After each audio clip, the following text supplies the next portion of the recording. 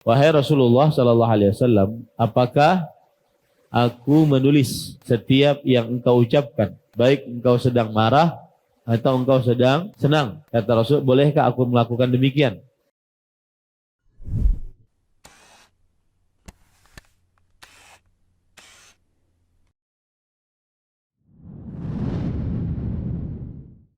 Alhamdulillah, nahmaduhu wa nasta'inuhu wa nastaghfiruh wa na'udzu billahi min syururi anfusina wa sayyiati a'malina. Man yahdihillahu fala mudilla lah wa man yudlil fala hadiya lah. Asyhadu an la ilaha illallah wahdahu la syarika lah wa asyhadu anna Muhammadan abduhu wa rasuluh. Ya ayyuhalladzina amanu taqullaha haqqa tuqatih wa la tamutunna illa wa antum muslimun. Ya ayyuhan nasu taqu rabbakumul ladzi khalaqakum min nafsin wahidah wa khalaqa minha zawjaha wa batha minhuma rijalan katsiran wa nisaa'a wattaqullaha alladzi tasaaluna bihi wal arham innallaha kana 'alaikum raqiba. Ya ayyuhalladzina amanu taqullaha wa qulu qawlan sadida yuslih lakum a'malakum wa yaghfir lakum dhunubakum wa man yuti'illaha wa rasulahu faqad faza fawzan 'azima. Amma ba'd, fa inna asdaqal hadits kitabullah wa ahsanul hadi hadi Muhammadin sallallahu alaihi wa ala alihi wasallam wa syarrul umuri muhdatsatuha wa kullu muhdatsatin bid'ah wa kullu bid'atin dhalalah wa kullu dhalalatin finnar. Alhamdulillah, kita bersyukur pada Allah Subhanahu wa taala pada hari ini, hari Selasa malam Rabu 28 Al-Muharram 1445 Hijriah, kita dimudahkan oleh Allah Subhanahu wa taala untuk kembali duduk bersama membaca dan mempelajari kitab Umdatul Ahkam yang ditulis oleh Al-Hafidz Abdul Ghani bin Abdul Wahid Al-Maqdisi rahimahullah.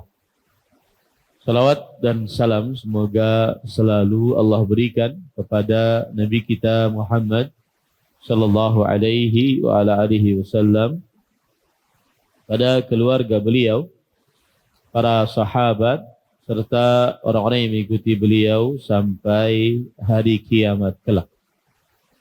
Dengan nama-nama Allah yang husna dan sifat-sifatnya yang mulia, kita berdoa, Allahumma inna nas'aluka ilman nafi'an wa rizqan tayyiban wa amalan mutaqabbala. Allahumma amin. Ahibati fillah, masih kita di dalam Kitabus Shalah, hadis-hadis yang dikumpulkan oleh penulis berkaitan dengan salat, dan masih di dalam bab yang ke-21, babut tasyahud, bab tentang tasyahud. Pada kesempatan kali ini kita membaca hadis yang ke-129. Penulis rahimahullahu taala berkata, An Abdullah bin Amr bin al-As radhiyallahu anhuma an Abi Bakr as-Siddiq radhiyallahu anhuma annahu qala li Rasulillah sallallahu alaihi wa alihi wasallam, Allimni du'aan ad'u bihi fi salati. Faqal, Qul Allahumma inni zalamtu nafsi zulman kathiran wa la yaghfiru dhunuba illa anta. Faghfir li maghfiratan min 'indik warhamni innaka antal ghafurur rahim. Poin pertama, artinya dulu.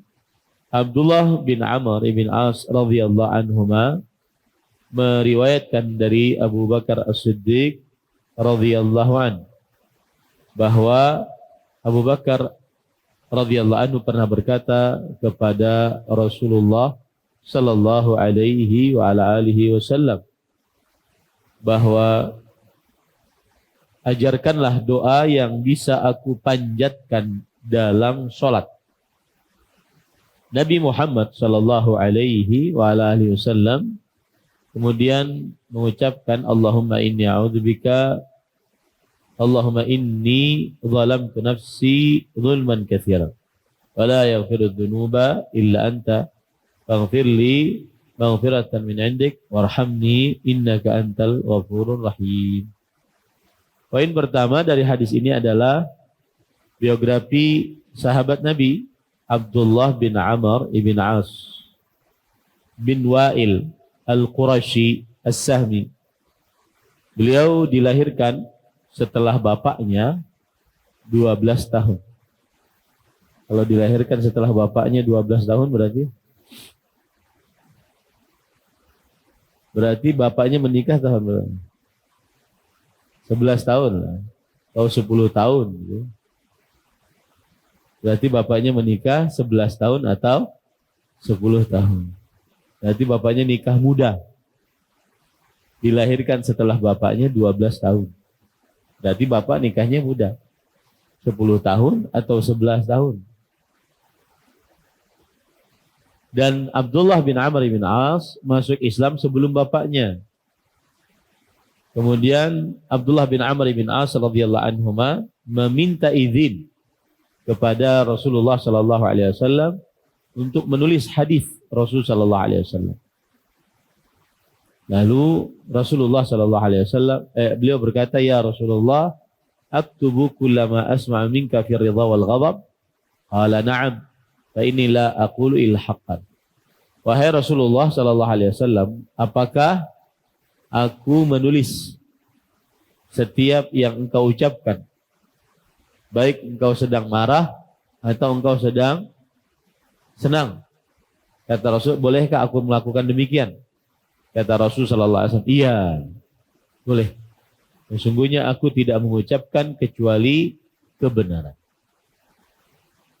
Oleh karenanya, Abdullah bin Amr bin As radhiyallahu anhu banyak menghafal hadis-hadis Rasul sallallahu alaihi wasallam.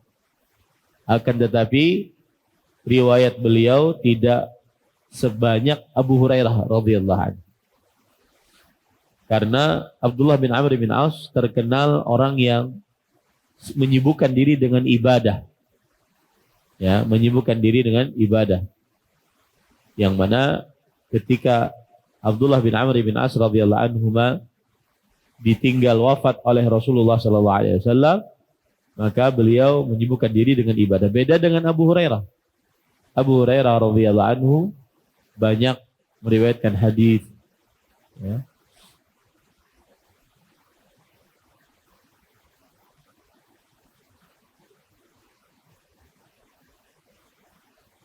Disebutkan beliau sering berpuasa hampir setiap hari. Kemudian disebutkan beliau tidak tidur malam. Dan Nabi Muhammad SAW memerintahkan kepada beliau untuk berpuasa sehari, berbuka sehari. Dan Nabi Muhammad SAW memerintahkan kepada beliau untuk tidur setengah malam, bangun setengah malam. Atau tidur setengah malam, bangun sepertiga, dan tidur seperenam lagi. Yang jelas beliau ahli ibadah. Ya. Kemudian beliau wafat pada umur 72 tahun.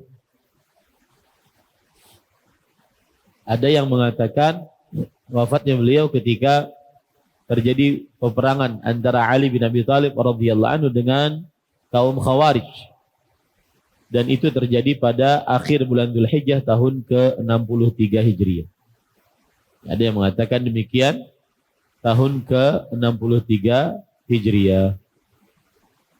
Nah, kemudian biografi selanjutnya adalah Abu Bakar As-Siddiq radhiyallahu anhu. Abu Bakar As-Siddiq radhiyallahu anhu, nama lengkap beliau adalah Abdullah bin Utsman. Abdullah bin Utsman, nama lengkap Abu Bakar As-Siddiq radhiyallahu anhu. dan nama lengkapnya Abdullah bin Uthman bin Amir Al-Qurashi At-Taimi. Beliau adalah khalifah pertama yang menggantikan Rasulullah sallallahu alaihi wasallam sebagai pemimpin. Dan beliau adalah sahabat Nabi Muhammad sallallahu alaihi wasallam sebelum diutus menjadi nabi dan rasul dan setelah diutus menjadi nabi dan rasul. Dan Abu Bakar As-Siddiq radhiyallahu anhu adalah awwalun nasi islaman minar rijal. Orang yang paling pertama masuk dalam agama Islam dari lelaki. Orang yang paling pertama masuk dalam agama Islam dari lelaki. Kemudian Abu Bakar As-Siddiq radhiyallahu anhu, beliau adalah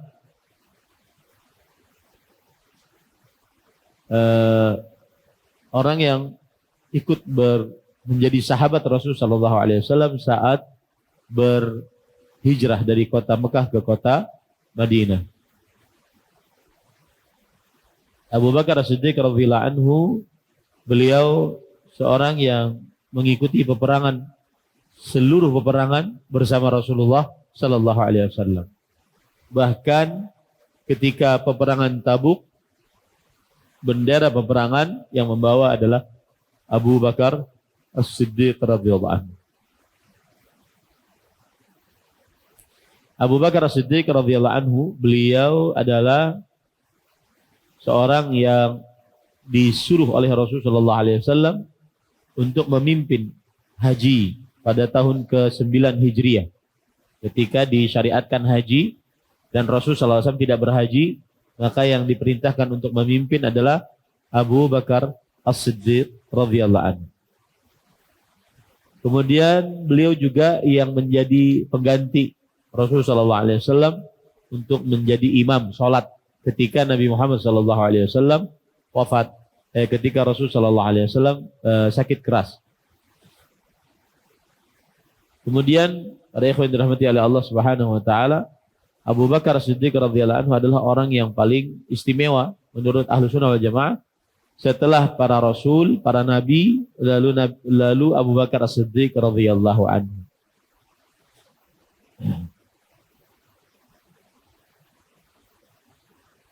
Abu Bakar As-Siddiq radhiyallahu anhu, beliau menjadi khalifatul Rasulullah sallallahu alaihi wasallam 2 tahun 3 bulan 10 hari. 2 tahun 3 bulan 10 hari. Dan beliau wafat di kota Madinah pada tanggal 22 Jumadah Tsaniyah tahun 13 Hijriah. Tahun 13 ini, 22 Jumadah Tsaniyah tahun ke-13 Hijriah.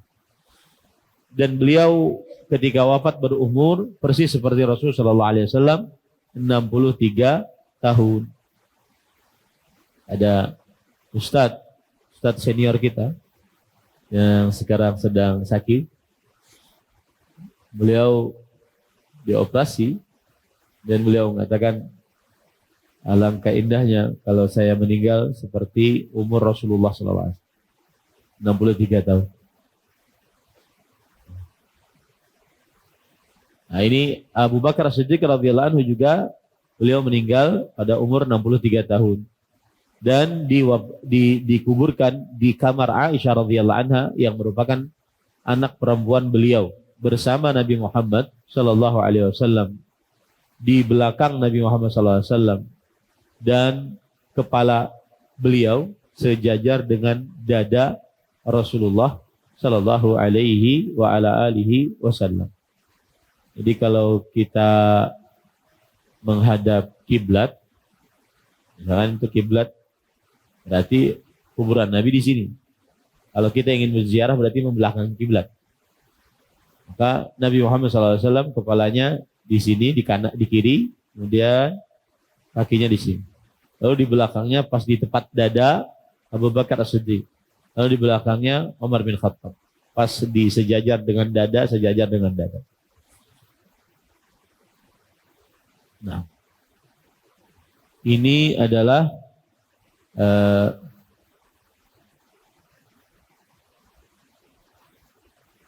biografi dari Abu Bakar As-Siddiq radhiyallahu anhu. Nah, kemudian para ikhwah yang dirahmati oleh Allah Subhanahu wa taala,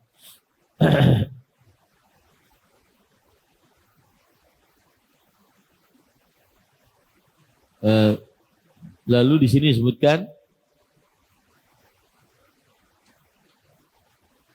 Abdullah bin Amr bin As meriwayatkan dari Abu Bakar As-Siddiq radhiyallahu anhu bahwa Abu Bakar pernah berkata kepada Rasul sallallahu alaihi wasallam, ajarkanlah doa yang bisa aku panjatkan di dalam sholat.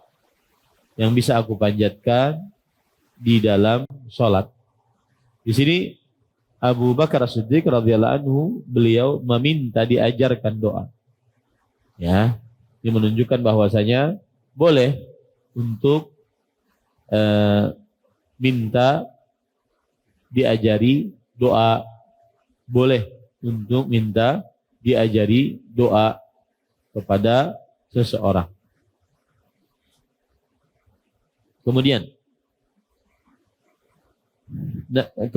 juga di sini menunjukkan bahwa disyariatkan untuk berdoa di dalam sholat, baik itu ketika sujud atau ketika duduk tahiyat, duduk tasyahud. Lalu Nabi Muhammad SAW bersabda, ucapkanlah ini perintah. Makanya doa ini agung.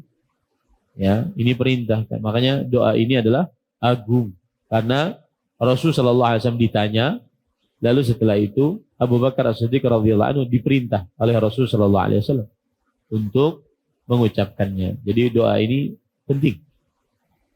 Allahumma inni zalamtu nafsi zulman katsiran. Ya Allah, aku, di sini disebutkan, ya Allah, sesungguhnya aku telah banyak berbuat zalim kepada diriku sendiri. Nah, sekarang permasalahan yang pertama adalah apa itu kezaliman? Kezaliman secara bahasa adalah wad'u syai' fi ghairi mawdi'i. Meletakkan sesuatu tidak pada tempatnya. Ya, meletakkan sesuatu tidak pada tempatnya. Dan kezaliman di dalam syariat Islam itu bertingkat-tingkat. Yang paling tinggi adalah kesyirikan. Kemudian yang kedua adalah kezaliman yang berupa maksiat. Dan kezaliman yang berupa maksiat juga tingkatan-tingkatan. Ada yang dosa besar, ada yang dosa kecil. Nah, di sini disebutkan, sesungguhnya aku telah banyak berbuat zalim terhadap atau kepada diriku sendiri. Zalamtu nafsi, aku telah berbuat zalim terhadap diriku sendiri. Para ikhwan yang dirahmati oleh Allah Subhanahu wa taala, yang dimaksud dengan diriku di sini adalah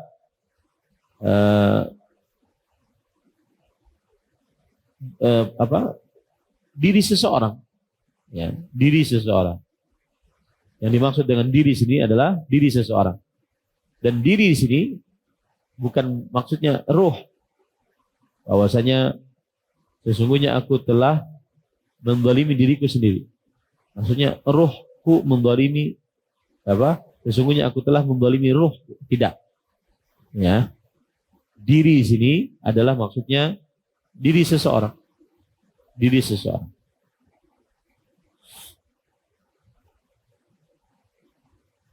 Nah, kenapa disebut menzalimi diri sendiri? Kenapa disebut dengan menzalimi diri sendiri? Yaitu karena dia mengganti untuk diri sendiri yang merupakan ketaatan, dia diganti dengan maksiat. Ya. Aturan diri ini melakukan ketaatan, dia ganti dengan maksiat. Makanya disebut dengan zalim. Meletakkan sesuatu tidak pada tempatnya. Jadi kenapa disebut menzalimi diri sendiri? Karena seseorang mengganti ketaatan dengan kemaksiatan. Nah, itu disebut dengan menzalimi diri sendiri.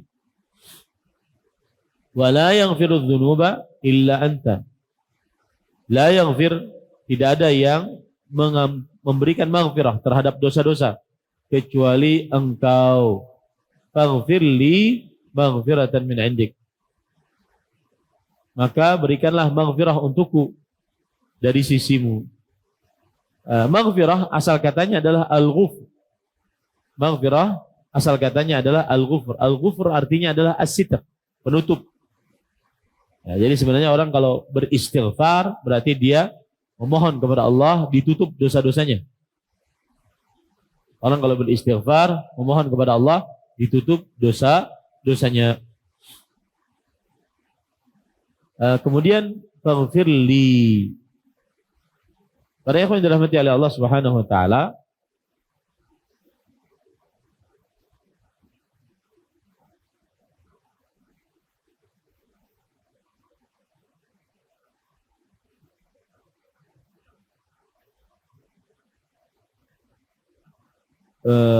adapun makna maghfirah secara istilah syar'i adalah talabus sitr, meminta penutupan dosa. Ya, meminta penutupan dosa. Nah.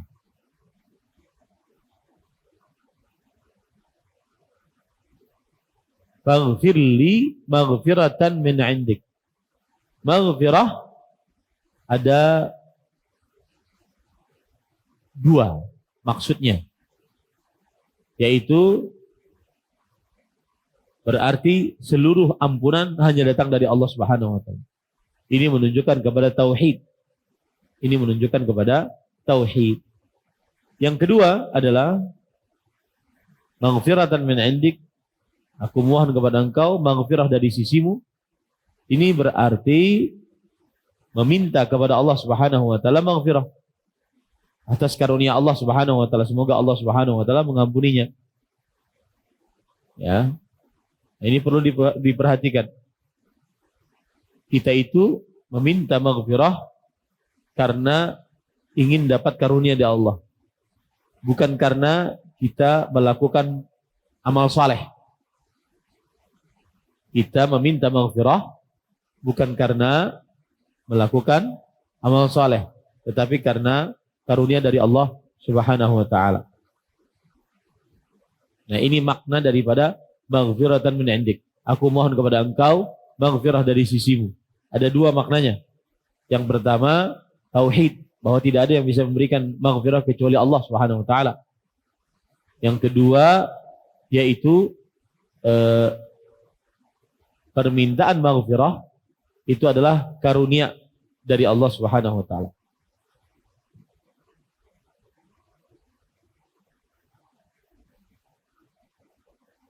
Kemudian di sini disebutkan warhamni. Warhamni. Apa arti warhamni? Yang artinya adalah berikanlah rahmat kepadaku. Berikanlah rahmat kepadaku. Innaka antal ghafur rahim. Sesungguhnya engkau maha pemberi maghfirah dan maha pemberi rahmat.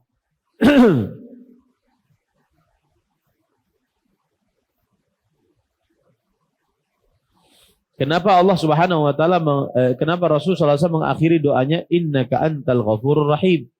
Karena sebelumnya tadi minta maghfirah, kemudian minta rahmat. Sebelumnya tadi minta maghfirah, kemudian minta rahmat. Makanya doanya diampuni dengan nama Allah Al-Ghafur Ar-Rahim. Baik, para ikhwan yang dirahmati oleh Allah Subhanahu wa taala, ada pelajaran menarik yang disebutkan oleh para ulama. Mana yang lebih disukai, berdoa Allah maghfirli atau astaghfirullah? Mana yang lebih disukai? Allah maghfirli atau astaghfirullah? Astaghfirullah, astaghfirullah, astaghfirullah. Allah maghfirli, Allah maghfirli, Allah maghfirli. Nah, karena di dalam hadis ini kan faghfirli maghfiratan min indik warhamni innaka antal ghafurur rahim. Faghfirli, Allah maghfirli. Tidak mengucapkan astaghfirullah, astaghfirullah. Maka para ikhwan yang dirahmati oleh Allah Subhanahu wa taala, Ada ulama Ar-Rabi' bin Khaytham mengatakan, la taqul astaghfirullah wa atubu ilaih. Jangan ucapkan astaghfirullah wa atubu ilaih. Karena di situ ada dosa dan ada dusta jika engkau tidak melakukannya. Ucapan astaghfirullah tapi berdosa.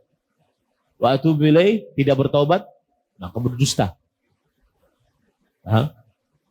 Ini perkataan Ar-Rabi' bin Khaytham. Ya, jangan mengucapkan Allah astaghfirullah wa atubu ilaih. Kalau orang mengucapkan astaghfirullah lalu dia tidak beristighfar, lalu dia tidak mengurangi dosanya, maka dia berarti adalah dosa. Wa atubu ilaih lalu dia tidak bertaubat, berarti dusta. Nah, itu ya. Tetapi ucapkanlah Allah maghfirli wa tub alayya. Ucapkanlah Allah maghfirli wa tub alayya. Yang satu astaghfirullah wa atubu ilaih, yang satu apa? Allah maghfirli wa tub alayya. Kata Imam Nawawi, hadza hasan. Penjelasan ini bagus. Allah maghfirli wa tub alayya. Ya. Jangan ucapkan astaghfirullah wa atubu ilaih. Karena kalau astaghfirullah berarti dia kalau tidak beristighfar berdosa. Wa atubu ilaih kalau tidak bertobat dusta. Tetapi ucapkanlah astaghfirullah wa atubu ilaih. Apa? Allah maghfirli wa atubu ilaih. Allah maghfirli wa tub alayya. Allah maghfirli wa tub alayya. Kata Imam Nawawi, hadza hasan. Ini bagus. Ya. Tetapi kata beliau, kalau ada orang mengucapkan astaghfirullah dan dinamakan sebagai dusta, maka ini tidak tepat. Karena yang namanya astaghfirullah berarti dia sedang minta maghfirah. Dan orang minta maghfirah tidak dinamakan berdusta. Kemudian juga ada hadis Rasulullah SAW, astaghfirullah wa alladzi la ilaha illa huwal hayyul qayyum wa atubu ilaih. Ya, ghufirat dzunubu wa in kana qad farra min az-zahm. Siapa yang mengucapkan astaghfirullah la ilaha illa huwal hayy astaghfirullah alladzi la ilaha illa huwal hayyul qayyum wa atubu ilaih, maka diampuni dosa-dosanya. Meskipun dia telah kabur dari medan pertempuran. Hadis riwayat Imam Abu Dawud. Jadi boleh saja mengucapkan astaghfirullah wa atubu ilaih. Tapi lebih disukai apa? Allah maghfirli wa tub alayya. Ini lebih disukai. Allah maghfirli wa tub alayya. Baik. Kemudian para ikhwan yang dirahmati oleh Allah Subhanahu wa taala,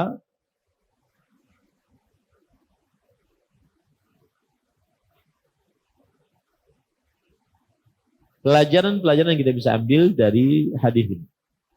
Apa hukum berdoa di tasyahud akhir? Apa hukum berdoa di tasyahud akhir? Maka jawabannya tidak ada khilaf di antara para ulama. Disyariatkan berdoa sebelum salam pada tasyahud akhir. Disyariatkan berdoa sebelum salam pada tasyahud akhir. Dan mereka berbeda pendapat tentang meminta perlindungan dari 4. Allahumma inni a'udzubika min adzabil qabr, min adzabin nar, min fitnatil mahya wal mamat, min fitnatil masiihid dajjal. 4 perkara. Minta dilindungi dari fitnatul qabr, minta dilindungi dari siksa neraka, minta dilindungi dari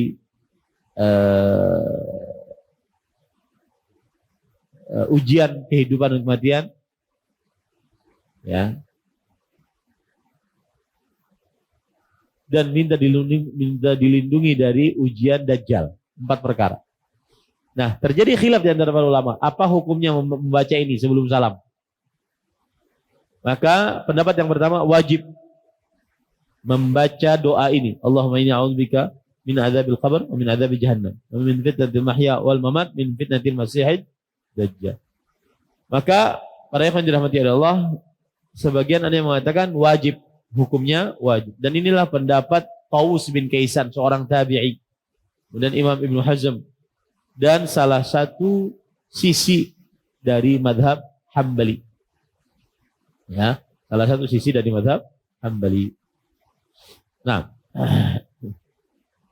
yang kedua, tidak wajib baca doa Allahumma inni a'udzubika min adzabil qabr wa min adzabin nar wa min fitnatil mahya wa min fitnatil masiihid dajjal. Tidak wajib. Ya. Dan inilah pendapat jumhur. Kalau tidak wajib berarti sunnah. Ya. Dan inilah pendapat jumhur. Mayoritas para ulama. Bahkan sebagian dari mereka menukilkan ijma' atas ketidakwajibannya. Menukilkan ijma' atas ketidakwajiban membaca doa tadi. Dalil yang menunjukkan akan hal ini bahwa Rasulullah SAW bersabda, "Tsumma takhayyar minal mas'alati ma syaa." Kemudian pilihlah dari doa yang ia kehendaki. Nah, ini kata-kata yang ia kehendaki tidak mengikat.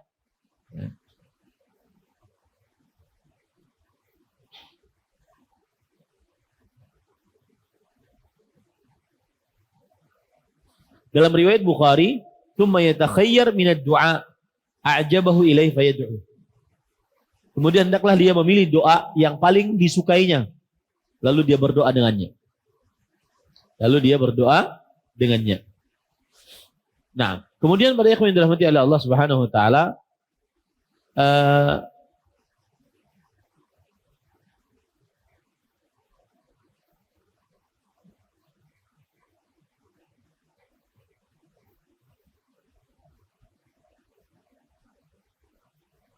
pendapat yang dikuatkan adalah wajib. Pendapat yang dikuatkan adalah apa? Wajib.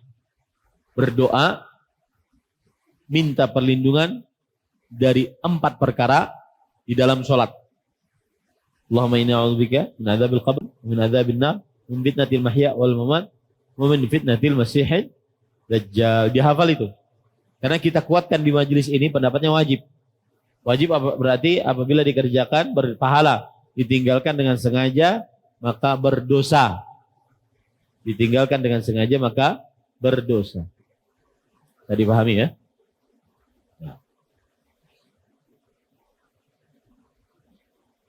Baik.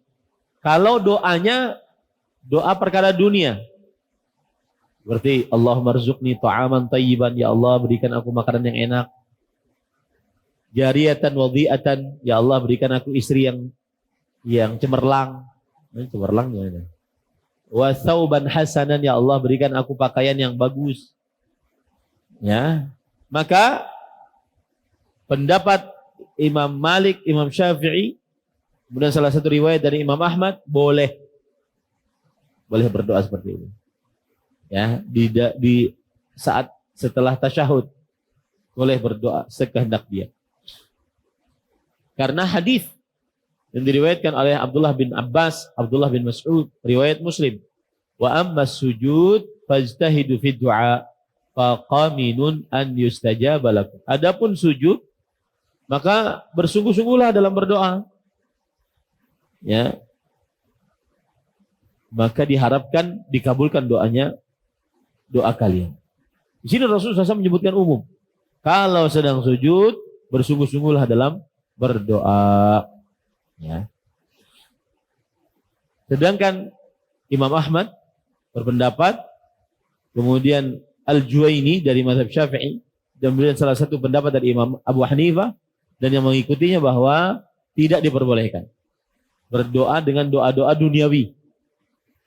Seperti misalkan ada orang sebelum sujud, sebelum salam, fulus. Ya, maksudnya ya Allah beri fulus, ya Allah beri fulus, ya Allah beri. Maka jawabannya menurut Imam Ahmad, salah satu mazhab dari Syafi'i, Imam Al-Juwaini, kemudian juga salah satu pendapat Imam Abu Hanifah adalah tidak diperbolehkan. Ya. Dan pendapat yang dikuatkan adalah boleh. Berdoa dengan doa duniawi boleh. Ya, doa, Ustaz, saya sudah berdoa dengan doa dari Nabi saat sebelum salam, setelah maghrib, saya sudah berdoa kepada Allah. Saya sudah berdoa kepada Allah dengan bahasa Indonesia. Maka yang seperti nanti permasalahan lain. Tetapi dia berdoa dengan bahasa Arab, tapi doanya doa duniawi. Boleh tidak? Maka jawabannya adalah boleh. Ini pendapat yang kita kuatkan di majelis ini. Hukum salam di dalam sholat. Assalamualaikum warahmatullahi wabarakatuh. Assalamualaikum warahmatullahi wabarakatuh. Hukum salam dalam sholat. Apa hukumnya? Terjadi ikhtilaf di antara para ulama dan pendapat yang kita kuatkan adalah yaitu salam termasuk dari rukun sholat. Kalau tidak salam berarti tidak sah sholatnya. Tidak boleh seseorang keluar dari sholat sebelum salam. Ya, dan tidak sah sholatnya kecuali dengan salam. Dan inilah pendapat jumhur, para sahabat, para tabi'in, dan orang-orang yang setelahnya. Karena Rasulullah SAW bersabda, wa tahliluhat taslim. Dan penghalalan dari bergerak selain gerakan sholat adalah taslim, yaitu berserah diri. Mengucapkan salam. Assalamualaikum warahmatullahi wabarakatuh. Assalamualaikum warahmatullahi wabarakatuh. Baik, an Aisyah radhiyallahu anha qalat ma shalla Rasulullah sallallahu alaihi wasallam ba'da an nazalat alaihi idza ja'a nasrullahi wal fath illa yaqulu fiha subhanaka rabbana wa bihamdik Allahumma ighfirli subhanaka rabbana wa bihamdik Allahumma ighfirli wa fi lafdhin kana Rasulullah sallallahu alaihi wasallam yukthiru an yaqula fi ruku'ihi wa sujudihi subhanaka Allahumma rabbana wa bihamdika Allahumma ighfirli. Nah, hadis yang ke-130, Aisyah radhiyallahu anha wa ardhaha menuturkan bahwa Rasulullah bahwa setelah turun ayat jika pertolongan Allah dan kemenangan telah datang, surah An-Nasr ayat 1, Rasulullah sallallahu alaihi wa ala alihi wasallam bersabda, Rasulullah sallallahu alaihi wasallam tidak mengerjakan salat melainkan berdoa di dalamnya. Subhanakallahumma rabbana wa bihamdika Allahumma ighfirli. Dalam lafaz yang lain dikatakan bahwa Rasul sallallahu alaihi wasallam ketika ruku dan sujud biasa memperbanyak doa subhanakallahumma rabbana wa bihamdik Allahumma ighfirli. Ya. Nah, kita pelajari hadis ini pelan-pelan. Para ikhwan yang dirahmati Allah Subhanahu wa taala, hadis ini biografinya adalah Aisyah radhiyallahu anha wa ardhaha. Baik. Aisyah radhiyallahu anha binti Abi Bakar As-Siddiq radhiyallahu anhu. Beliau adalah Ummul Mukminin, gelar untuk istri Nabi, dinikahi oleh Nabi Muhammad SAW di kota Mekah setelah wafatnya Khadijah. Dan ada yang mengatakan sebelum nikahnya Nabi Muhammad SAW dengan Saudah. Di Khadijah meninggal. Lalu menikah dengan Aisyah. Lalu setelah itu dengan Saudah. Dinikahi oleh Nabi ketika berumur 6 tahun. Kemudian Nabi Muhammad SAW menggaulinya di kota Madinah ketika berumur 9 tahun. Dan Aisyah radhiyallahu anha ditinggal wafat Rasul sallallahu alaihi wasallam dalam keadaan berumur 18 tahun. Allahu Akbar. Ya, 18 tahun. Kemudian beliau wafat pada tahun 52 Hijriah. 1852. Berapa tuh? 4. Berapa tahun menyendiri? 52 tahun kurang 18. 34 tahun menyendiri. Umur 18 tahun. Kemudian beliau wafat 58 tahun. 18, 58 tahun. 58. Berarti berapa? 40 tahun. 40 tahun menjanda. Karena tidak boleh nikah sepeninggal Rasulullah SAW. Dan ini kesabaran Aisyah radhiyallahu anha. Ya. Dan ini salah satu ujian tersendiri. Dan Aisyah radhiyallahu anha ahabbun nas ila Rasulillah sallallahu alaihi wasallam. Manusia yang paling dicintai oleh Rasul sallallahu alaihi wasallam. Dan Aisyah radhiyallahu anha keutamaannya melebihi seluruh keutamaan wanita. fadlu Aisyah ala sairin nisa ka fadli tharidi ala sairit ta'am. Keutamaan Aisyah dibandingkan para perempuan seluruhnya sebagaimana keutamaan makanan sarid, makanan paling mewah di zamannya, dibandingkan seluruh makanan. Makanan sarid itu kalau kita daging dicampur sayur, ada kuah kareh, itu apa tuh? Nah, seperti itulah. Ya, itu sarid namanya. Kemudian Aisyah radhiyallahu anha pernah berkata, demi Allah, ma nazala alayya al-wahyi wa ana fi lihafi imra'atin minkunna ghairaha.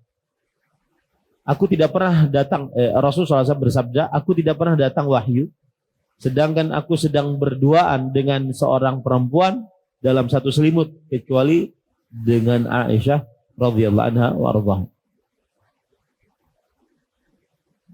Nabi Muhammad SAW wafat ketika menggilir Aisyah, dan beliau wafat di rumah Aisyah.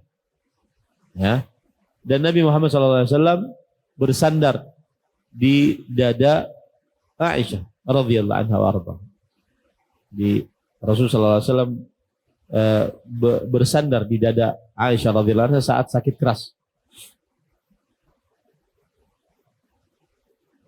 Nah, Aisyah radhiyallahu anha afqahu nisa'il ummati 'alal itlaq. Perempuan yang paling berilmu di seluruh para perempuan. Tidak ada yang berilmu lebih dibandingkan Aisyah radhiyallahu anha wa ardhaha. Nah, kemudian Aisyah radhiyallahu anha menuturkan bahwa setelah turun ayat idza jaa nasrullahi wal fath, idza jaa nasrullahi wal fath,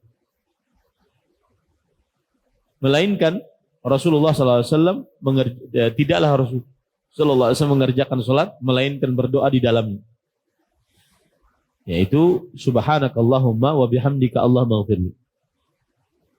Subhanaka, kata Imam An-Nawawi rahimahullah, adalah at-tasbih at-tanzih. At-tasbih at-tanzih artinya mensucikan Allah dengan subhana. Makanya subhanallah itu dipakai kalau sedang ada sesuatu yang tidak layak, merendahkan Islam, merendahkan Allah, merendahkan subhanallah, subhanallah. Ya, bukan kalau melihat sesuatu yang menakjubkan, bukan. Jadi subhanallah itu dibaca saat apabila melihat sesuatu yang tidak layak, tidak bagus, subhanallah. Karena itu fungsinya adalah mensucikan Allah Subhanahu wa taala. Kemudian di sini disebutkan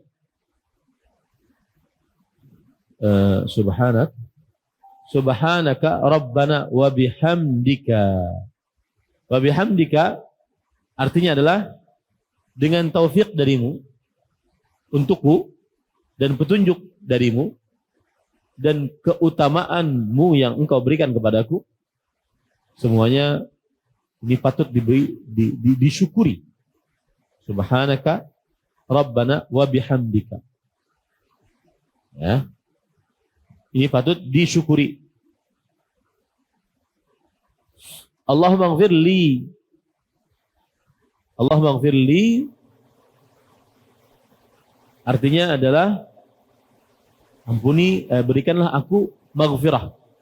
Dan ini pengamalan dari ayat Al-Quran, wastaghfirhu innahu kana tawwaba. Wastaghfirhu, kan dalam Al-Quran ada itu. Idza jaa nasrullahi wal fath wa ra'aitan nasa yadkhuluna fi dinil afwaja fasabbih bihamdi rabbika wastaghfirhu.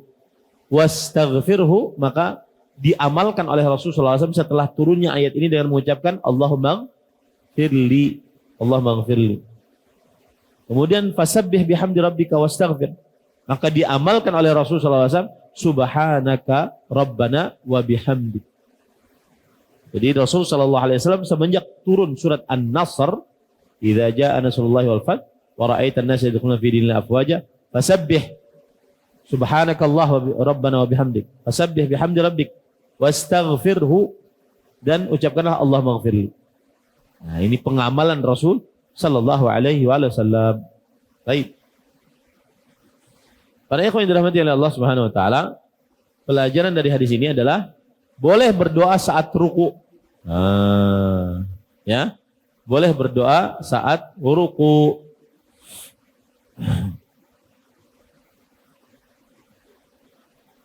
Berkata Imam Ibnul Mulaqqin rahimahullah yang mensyarah kitab ini. Ya, bukunya ini saya sekarang baca buku namanya Al-I'lam bi Fawaid Umdatil Ahkam. Yang mensyarah adalah Imam Ibnul Mulaqqin rahimahullah. Ini buku 10 jilid. Ya. Nah, berkata Imam Ibnul Mulaqqin rahimahullah bahwa jawaz ad-du'a fi ruku' wala ta'arud bainahu wa bainal hadits al-akhar. Artinya boleh berdoa saat ruku'. Kemudian tidak ada pertentangan hadis ini dengan hadis yang lain. Hadis yang lain bagaimana bunyinya? Amma ruku' fa'azzimu fihi rabb wa amma sujud fastahidu fihi du'a. Saat ruku' maka agungkanlah Allah. Makanya ketika ruku' kita mengucapkan apa? Subhana rabbiyal azim. Subhana rabbiyal azim. Kita mengagungkan. Sedangkan sujud maka berbanyaklah doa. Nah, itu dia. Ini hadis tidak bertentangan dengan ini. Bahwa tidak ada di dalam hadis ini dalil diharamkannya berdoa saat apa? Saat ruku. Bahkan Imam Bukhari rahimahullah berkata, bab doa fi ruku. Bab berdoa di dalam ruku. Jadi boleh berdoa dalam ruku ini. Ya, boleh berdoa di dalam ruku itu. Saya dulu awal-awal turun ke Banjar, kemudian ada orang menyebarkan bahwa Ahmad Zainuddin mengajarkan sholat yang tidak benar. Salah satunya mana salahin? Boleh berdoa saat ruku. Maka jawabannya, boleh, ini tidak ada dalilnya. Berdoa saat ruku. Ya, bahkan para ulama membahasnya. Bab doa fi ruku, kata Imam Bukhari rahimahullah. Nah, boleh berdoa saat ruku. Nah, kemudian para ikhwan dirahmati oleh Allah Subhanahu wa taala, fajtahidu fid du'a. Ya. Bersungguh-sungguhlah di dalam berdoa. Bersungguh-sungguhlah di dalam berdoa. Nah, jadi Rasulullah sallallahu alaihi wasallam beliau menaklukkan kota Mekah tahun keberapa? Ada yang tahu?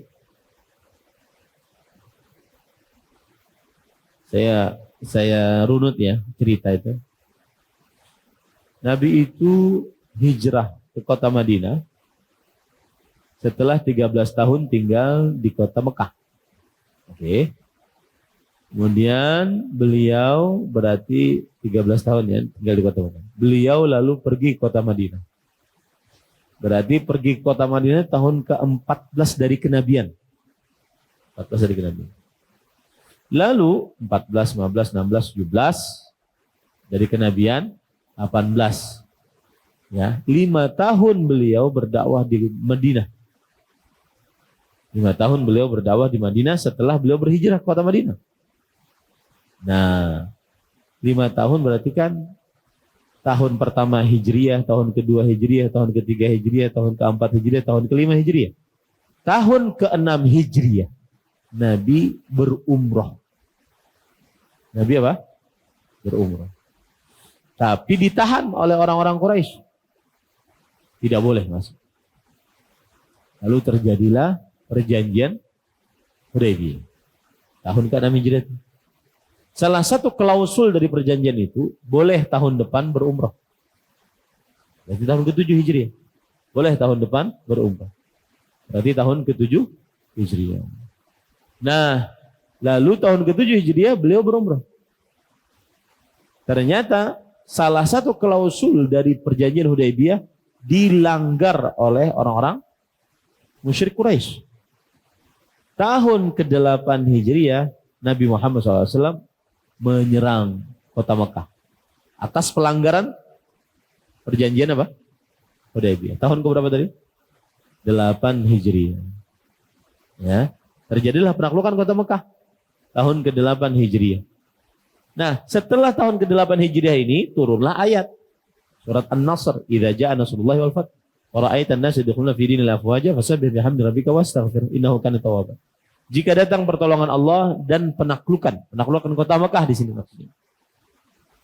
Maka engkau akan melihat orang-orang masuk berbondong-bondong dalam agama Islam. Masuk berbondong-bondong dalam agama Islam. Ini tahun keberapa tadi? 8 Hijriah. Coba kita hitung. Umur Nabi saat itu berapa? Hitung dari mulai Nabi diangkat menjadi Nabi dan Rasul.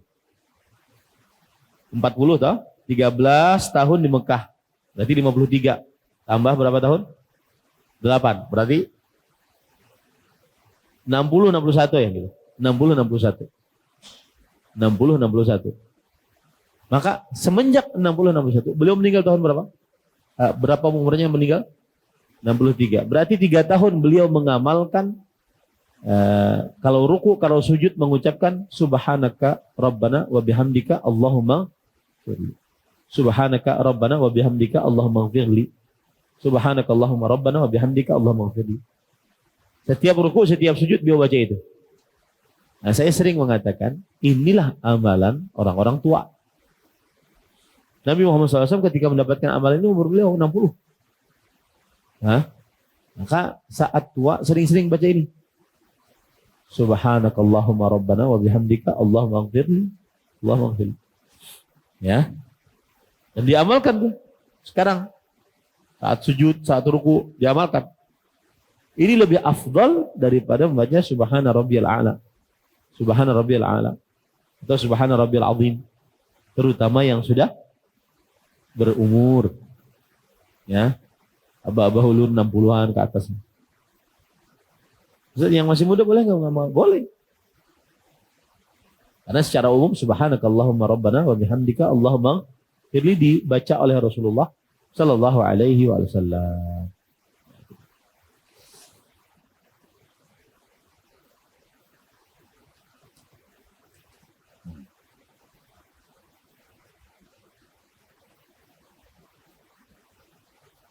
Nah, cukup kiranya.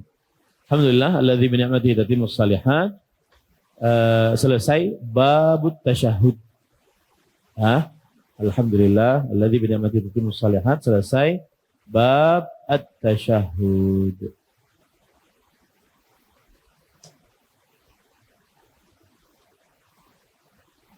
Baik, insyaallah pada pertemuan yang akan datang kita masuk kepada bab salatul witir.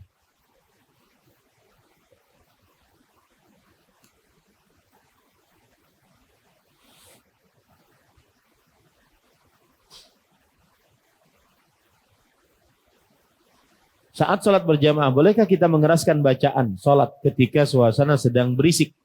Seperti ketika sholat terdengar suara musik, konser, atau yang lain agar tetap khusyuk.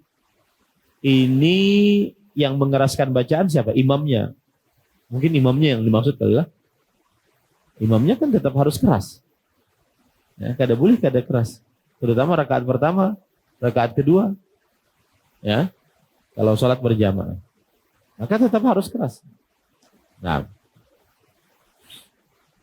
bolehkah kita langsung mungkin tapi kalau selain bacaan ya nggak terlalu juga karena dangdutan. Kemudian kita takbir Allahu Akbar, Sami Allahu liman hamidah.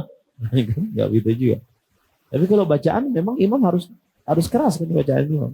Ya mau tidak mau, ya mau dia dangdutan, konser, tetap harus keras karena harus didengarkan oleh imam, oleh makmum. Bolehkah kita langsung berdoa meminta hajat kita sebelum salam tanpa membaca doa berlindung dari 4 tadi? Atau dibaca terlebih dahulu lalu doa yang lain yang disukai karena kadang imam salamnya cepat. Oh, itu sebabnya. Jawabannya kita katakan tadi apa? Pendapat yang kita kuatkan. Wajib. Jadi nggak boleh ditinggalkan. Ya, karena memang diperintahkan oleh Rasulullah. Ta'awwadu min arba'. Minta perlindunganlah dari 4 perkara.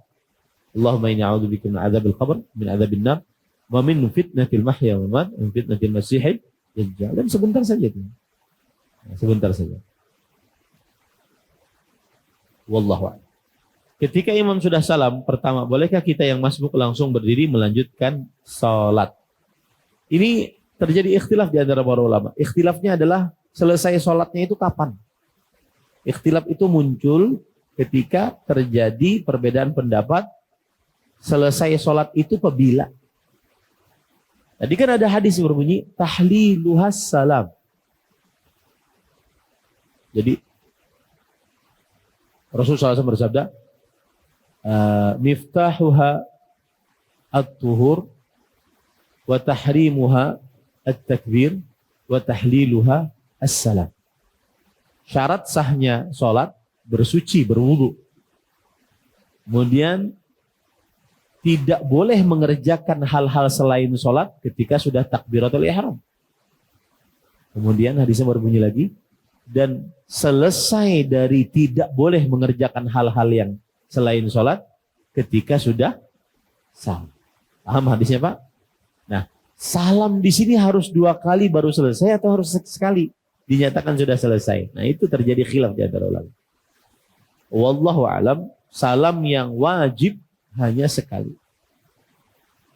Berarti ketika imam Assalamualaikum warahmatullah, ini berarti sudah selesai nih. Sudah selesai. Dan yang kedua hanya tambahan. Tidak rukun. Yang kedua hanya tambahan, tidak apa? Rukun. Nah, berarti bagaimana? Bolehkah kita yang masbuk langsung berdiri melanjutkan sholat? Jawabannya, pendapat yang dikuatkan di majelis ini adalah iya. Setelah imam selesai salam pertama, maka berarti sholatnya sudah selesai. Baru bangun. Baru bangun melanjutkan. Karena Rasulullah SAW mengatakan, idza ataitumul masjida wal imamu ala halim fasna'u kama yasna'ul imam. Wa ma fatakum fa'atimu. Jika kalian datang ke masjid dan imam dalam sebuah keadaan, ikutilah imam. Imam sedang ruku, ikutilah. Imam sedang sujud, ikutilah. Jangan nunggu. Dan jika kalian masbuk, maka sempurnakanlah. Nah, kata-kata sempurnakanlah ini adalah ketika setelah selesai salam imam. Salam imam yang menunjukkan keselesaian sholat kapan? Pertama atau kedua? Pendapat yang kita kuatkan adalah pertama. Wallahu a'lam. Ketika kita berdoa di setiap kali sujud, apakah juga dimulai dengan memuji-muji Allah dengan Asmaul Husna dan bersalawat? Kemudian apakah boleh saya merutinkan mengulang-ulang doa yang saya hafal di setiap kali sujud dan sebelum salam dalam setiap sholat? Jawabannya adalah tidak perlu. Tidak perlu mengucapkan, misalkan kita sujud ya, kemudian astagfirullah, astagfirullah, astagfirullah. Kemudian memuji Allah, subhanallah, alhamdulillah, wa la ilaha illallah akbar. Kemudian setelah itu bersolawat Allahumma shalli ala. Baru berdoa, enggak perlu itu. Langsung doa saja, karena kita sedang sholat. Ya, kita sedang sholat. Langsung berdoa saja. Nah, kemudian setelah itu, apakah boleh mengulang-ulang doa yang dihafal saat sujud atau saat sebelum salam? Maka jawabannya, mengulang-ulang sesuatu yang belum diulang-ulang Rasulullah SAW, maka lebih baik dijauhi. Tetapi tidak mengapa dibaca. Paham ya? Paham jawaban ulun bedanya? Ini kan mengulang-ulang. Berarti dia ada semacam kelaziman. Ada semacam apa? Kelaziman. Kalau seandainya dia mengulang-ulang dan dia menganggap itu adalah kelaziman atau bahkan kesunahan, maka ini dia melakukan perbuatan bid'ah. Karena Rasulullah SAW tidak pernah mengulang-ulang doa yang dia baca tersebut. Tetapi bolehkah dia baca dan sering dia baca daripada yang lainnya? Boleh. Asalkan jangan menganggap itu adalah sebuah kesunahan. Dan itu adalah sebuah kelaziman. Ini enggak boleh. Paham ya? Selesai? Ada yang bertanya di sini? Nah, silakan Pak.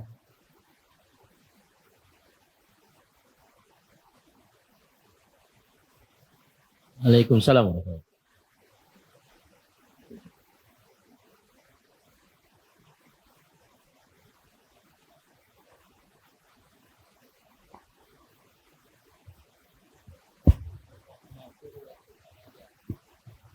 Ulangi, Pak. Tadi ada diutamakan antara astaghfirullah wa atubu ilaih dengan Allahumma fir wa tub alayya. Allahumma ighfirli. Allahumma ghfirli wa tub alayya. Tadi lebih disarankan untuk lebih sering Allahumma ghfirli wa tub alayya. Nah, sedangkan kita di Zikir pagi. zikir pagi petang itu sering ada yang menyebutkan 100 kali berkaitan dengan astagfirullah wa atubu ilaih. Gimana ini? Baik. Jadi kalau kita berbicara tentang afdaliyah, maka ucapkanlah Allahumma ighfirli wa tub alayya. Karena itu berarti berdoa. Allahumma ighfirli wa tub alayya. Itu berarti dia sedang berdoa, meminta maghfirah kepada Allah dan bertobat kepada Allah. Ya, meminta taubatnya diterima oleh Allah.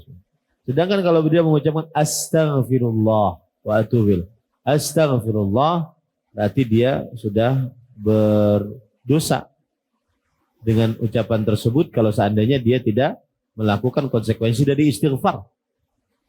Wa tub alayya, astaghfirullah wa atubu ilaih. Kalau dia berdusta, hanya ucapan di lisan, sebenarnya dia tidak bertobat, berarti dia berdusta.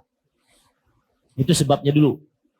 Tapi yang kita bicarakan tadi, tidak terlarang dua-duanya dikerjakan. Tapi kita membicarakan mana yang lebih afdal.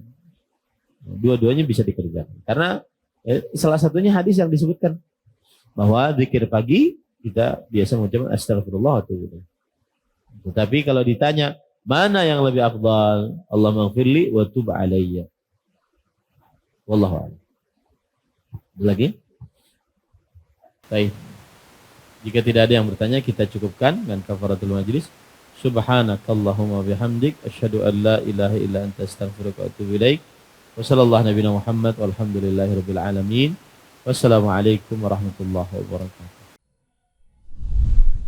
Terima kasih. Jazakumullah khairan wa barakallahu fikum. Video ini dibuat atas partisipasi dari donasi Anda. Semoga menjadi amal jariah bagi Anda semuanya.